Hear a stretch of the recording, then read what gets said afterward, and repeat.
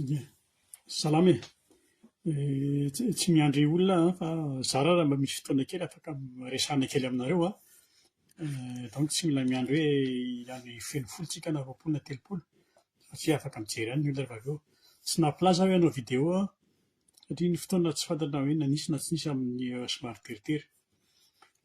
Alohan'ny rahasintsika ny raharaham-pirenena dia mentsika vaovao ihany aloha ny any an-toerana any Madagasikara amin'ny ady aty ivelany aty an, amin'ilay resaka ny Amerikana sy ny Iraniana, ny Israeliana sy namany fa mihenjana ihany ilay ady an, asa izay ho fandehany amin'ny herinandro na amin'ny volana manaraka. Fa ilay Iraniana izany tena tsy mihemotra mihitsy ilay Iraniana no mahagravy an'ilay izy. Dia hitantsika eo fa mahatonga mampiresaka an'izy an, miresaka an'izy an, misy fiantraikany any amintsika raha ohatra ka tena mitatra ilay ady. Azonareo na dia eo ilay fitsehoan'ilay mitsompinenana fotsiny ary. Fa dia engany hoe mba tsy hitatra be ilay ady fa farana andrala samboralao an, indrindra hoe raha vao miditra aty Eoropa koa izy dia vao maika gravy koa. Izay izany. Fa hiresaka ny raharaham-pirenena isika dia izao. Voalohany aloha an, miala tsiny ary mifoana mihitsy amin'ilay nandraisanay andraikitra tany Tamatavy an, tany Toamasina. Tena nanapa-kevitra hoe hajanona ilay izy fa tena hajanona ilay fanampiana satria tena izay omena andraikitra dia ahitana problème mifanilaka. Efa nizana ihany ilay izy efa nahavaka mihitsy izany rehefa tena hoe fokontany anankiray fotsiny nalaina dia zarena hoe tia fitaovana, tia sakafo, tia izay olon-dehibe, tia ny tanora, tia ny ankizy fa tena tsy lasa e. Alohan'ilay olona any izany tena amin'ny telefona izy manaiky hoe izao izany fa rehefa tena tonga any ilay fanampiana dia mandefa rapport aty aminao ry zareo hoe izay aty an-toerana mahafantatra ny zavatra tena tonga dia ilaina mivantana, ilaina maika, ilaina urgent. Izay dia tsy mety, aleo hidaboka any. Mahita tenenina foana zareo hoe tapaka ny lalana, bloqué ny camion, tsapaka ny camion. Dia niezahana ihany indray aloha nefany, niezahana ihany indray hoe andao ary an, tonga dia ary amin'ilay fanjakana moa izany, efa mikipo ny maso izany hoe andao any amin'ilay fanjakana any, vao maika zava-doza koa tao. Ianao miprôpôze an'ilay zavatra hoe izao no tianay atao an, ry zalahy indray zavatra hafa miprôpôzeny, sao dia mila mafy nareo, sao dia mila tanto nareo.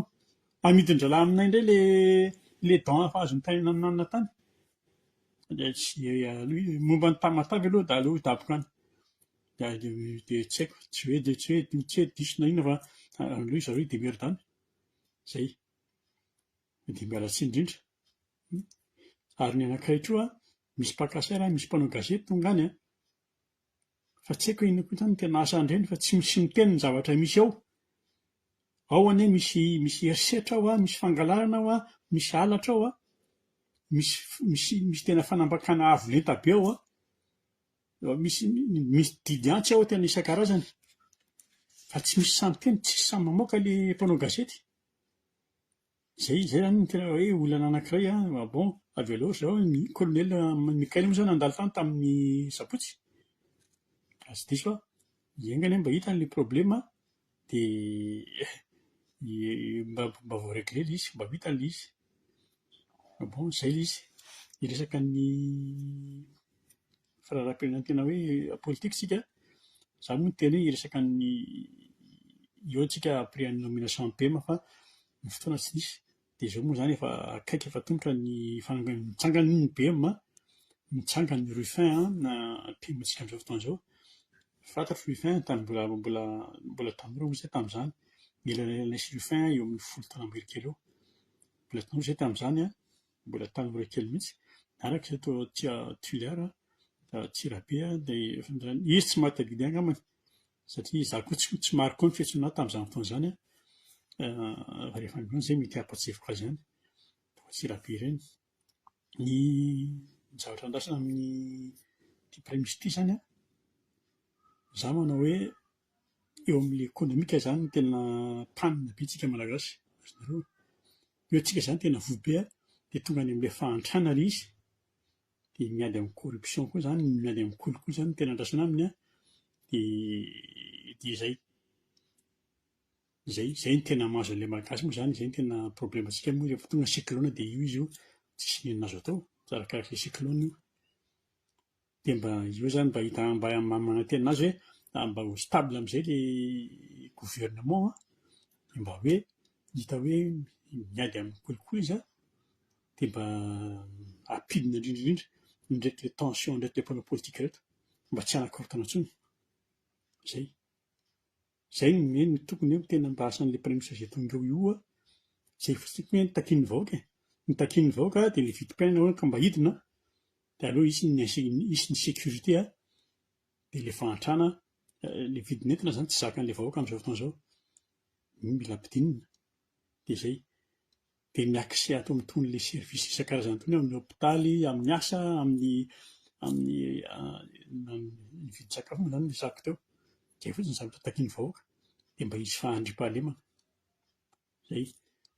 Fa amin'izao fotoana izao moa zany hitantsika iren'ilay tsika moa zany ny tena mampalahelo azy zany dia izao aloha ho antsika rehetrarehetra.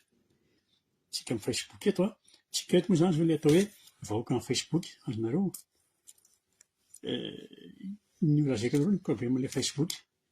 Ny problème ty Facebook ty tsy mamorona akory fa zay mihitsy ny sondage misy.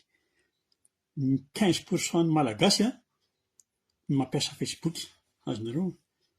Dia fa misy mampiasa internet. Ny internet misy 60% mampiasa internet ny malagasy fa ny problème dia amin'ilay connexion sy ilay accès ao amin'ilay internet misy, azonareo. Zay ilay izy. Dia nefa zay tsika ilay vahoaka amin'ny Facebook izy zany tiako tenena zany tsy ny malagasy rehetra akory manana Facebook, vitsitsika ilay manana Facebook. Nefa na zany na tsy zany ary tena niasa amin'ny Facebook ary niady tsika teto tamin'ny nanozongozona ny fanalana ny rajoelina. Iny tsy resaka hoe 25 septembre fotsiny zany fa tena niady teto tsika amin'ny resaka communication, manifestation, niady tsika misy ady kôrakôry teto. Zany moa zany tsy ho tantarina fa nidirana garde à vue zany, nisy zany zavatra zany. Zay. Fa dia izay moa zany ny vita aloha fa ny ataoko hoe miady tsika amin'ilay izao moa zany efa hoe modin'ny fanavozana, zay ilay izy.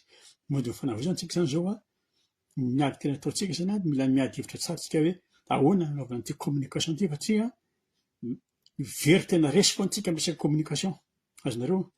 Na vahoaka io na fitondram-panjakana io, ny adversaire manao ny communication izy. Izy tena tonga dia mampiasa fake sisika, mampiasa an'ilay mpamono afo reto izy mampiasa an'ilay karazan'olona mitapitapitra izy ity.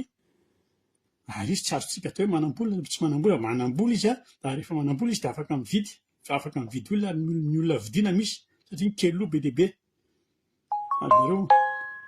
Zay. Dia mila mitady tsika hoe ahoana ny anaovana ity communication ity. Zay ilay izy. Fa izao moa zany ilay situation ataoko hoe situation fa tsy ataoko hoe tolona, satria rehefa ataoko hoe tolona dia ohatran'ny maka lehibe satria ohatran'ny mitorona en rond fotsiny ilay izy. Fa tonga ny tolona io tonga ny PM vaovao aingana izy manangana ny gouvernement tena hoe stable amin'izay. Zay. Nisy ny hitantsika tsara nisy ny atao hoe ilay cour de compte nahitan'ilay volan'ny kepohany ndraiky ilay tsisy sainy reto.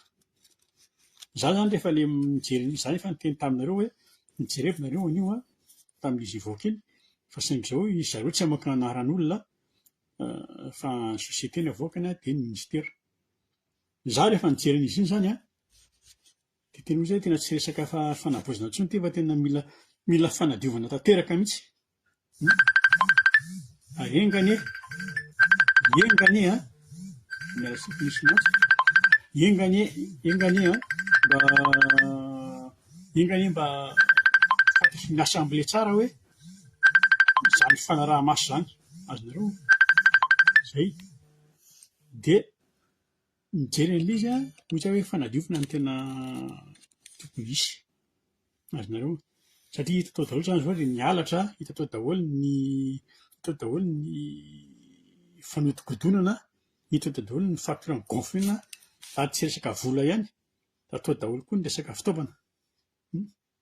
zay vola azo teo daholo atao daholo ny vola ny vola ny volako ny volanao ny volantsika ny volan'ny fanjakana ny volam-bahoaka voatanisa atao daholo dia nilazaina moa zany izy eo amin'ny 4 miliara eo ariary ny vola ataontsika hoe alohatsika hoe lasa rano nareo alohatsika hoe lasa rano fa le izy nefa ny plus n'izay le izy satria zao tsy voalaza tao ny resaka jirama tsy voalaza tao ny resaka covid tsy voalaza tao ny resaka rova satria tao amin'ny rova nisy BDB ny vola nahodin'ny bemolotra tao betsaka tsy resaka hoe cohésion fotsiny fa resaka hoe nandao asiana clim ao amin'ny rova andao asiana zay aparan'izay misy an'le vary hybride iny tadidinareo le vary makarabary rehefa misy aretina iny fa tsika moa zany tsika tsy hitaraina ny andrantsika eto nefa ampy ny fitaraina fa dia zao raha ohatra mbola misy mitady midalindaly koa momba iny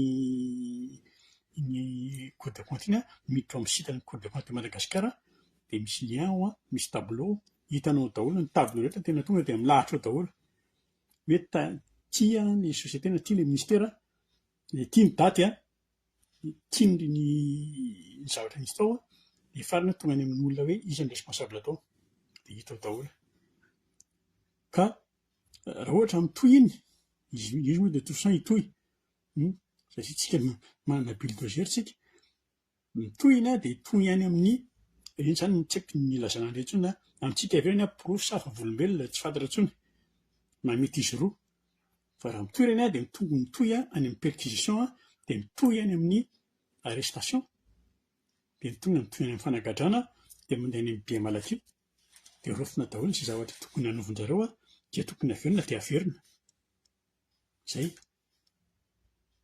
zay ny tenin'ny bulldozer moa teo fa tsika zany tena variana amin'ilay fanenjehana azonareo dia mifanenjika eto amin'ilay Facebook tsika avoaka ny Facebook ny resahako dia mifanenjika eto amin'ilay Facebook dia mifanala baraka eto amin'ny Facebook tsy haiko fa raha ohatra hieritreretinareo hoe ho anareo ilay manenjika fanasoketana olona ny fanenjehana olona no mety hanavitra anareo dia mieritreritra fa diso be tena diso tsy hoe olona anankitelo hoe dia mifanenjika hoe tia mafia tia trafiquant tia manana vila tia manana an'izao ny malagasy dia mifanenjika samy izay ny any tena mankamahy ny mifanenjika samy malagasy fa tsy hitantsika mihitsy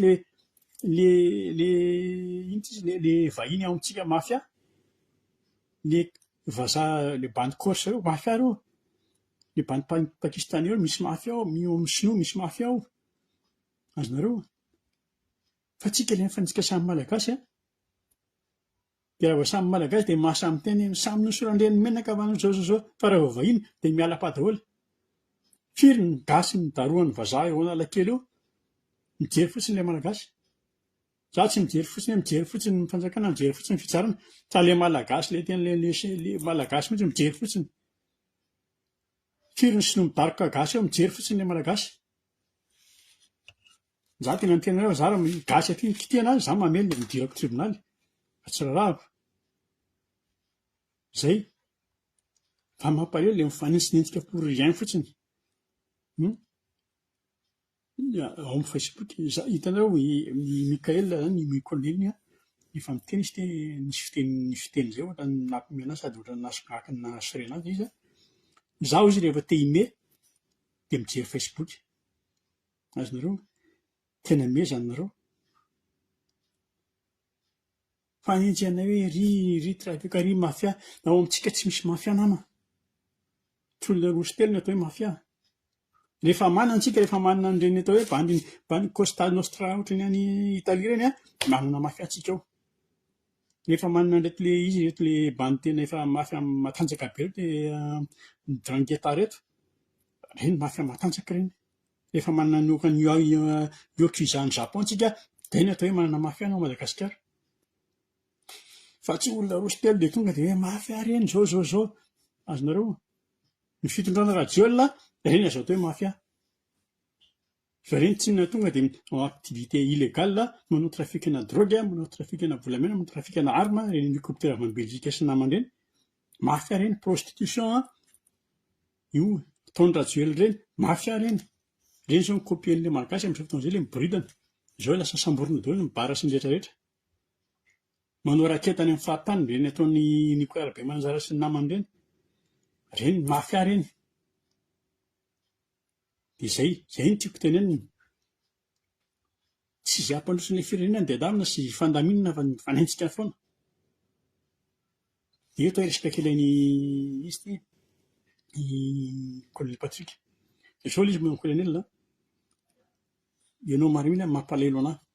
Tsisy maramila mitabataba izany. Tsy manao vava be ohatran'ireny efa maramila sy etonao gradé. Azonao. Ianao efa niteny za nomena basy, za nomena munition, za manana ny élément, dia rehefa misy ohatran'izany mon colonel, tsy mila mitabataba be fa passer à l'action. Efa misy ny koy misy ny fahasaina dia tairo. Efa mazaka dia tairo, fa rehefa tsy mazaka aleo mipetraka aloha. Zay. Ny azo ny hitako nahafinaritra dia izao nipasaka ilay cause femme. Satria ny cause femme G6 ny tena nahiko hoe mety hanapiaka ny colonel io. Mahazo mandio saina ny colonel amin'izao fotoana izao, tsy hanapoaka anao intsony io. Saika ny teneniko fa tsy mampaninona. Zay. Fa tokony mipetraka fotsiny raha te hiketrika dia miketrika.